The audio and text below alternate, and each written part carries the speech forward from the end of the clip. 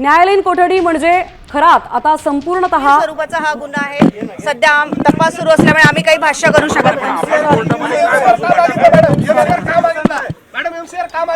कारण पहिल्या याचे जे पहिल्या पोलीस कस्टडीचे जे पूर्ण दिवस आहेत ते कंप्लीट झाले। तपास पूर्ण नसताना एमसीआर कसा मागितला? मॅडम आपण बघतोय हे सरकारी वकील होते, त्यांचं असं म्हणणं आहे की तपास पूर्ण झालेला होता। सरकारी वकिलांनी आता माध्यमांशी संवाद साधायला नकार दिलाय। ते फार बोलू शकत नाहीत असं त्यांनी व्यक्त केलंय। तर तुझा आता आलेल्या माहितीनुसार न्यायालयीन कोठडी 14 दिवसांची न्यायालयीन कोठडी खरातला सुनावण्यात आली आहे।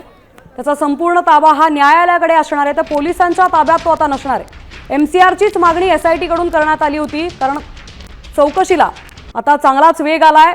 मोठमोठ्या गोष्टी आता उघडकीस आल्यात, तर अधिकचा तपासासाठी वेळ हवाय म्हणून पोलिसांनी आता एमसीआरची मागणी कोर्टाकडे केली होती आणि तोच आता मिळालाय अशी माहिती आपल्याला एसआयटीच्या पोलीस अधिकाऱ्यांनी दिली आहे। आता भोंदू खरातला 14 दिवसांची न्यायालयीन कोठडी सुनावण्यात आली आहे। एमसीआर म्हणजे मॅजिस्ट्रेट कस्टडी रिमांड, म्हणजेच संपूर्ण ताबा आरोपीचा किंवा गुन्हेगाराचा हा न्यायालयाकडे असतो आणि आता 14 दिवस हा न्यायालयाच्या ताब्यात असणार आहे आणि त्याच दरम्यान एसआयटी कडूनही कसून चौकशी केली जाणार आहे। दुसऱ्याही इतर गुन्ह्यातही आता पुन्हा एकदा कोर्टात हजेरी लावणार का हेही बघणं महत्त्वाचं ठरणार आहे। आज 3 दिवसीय पोलीस कोठडी खरातची संपणार होती आणि त्यामुळेच त्याला कोर्टात हजर करण्यात आलं होतं। तर आज त्याला कोर्टाने 14 दिवसांची न्यायालयीन कोठडी सुनावण्यात आली आहे। पण गोंधळ बघतोय कोर्टाबाहेरचा। मोठ्या पोलीस बंदोबस्तात आता न्यायालयीन कोठडीत खरातला शिफ्ट केलं जाणार आहे, हलवण्यात येणार आहे।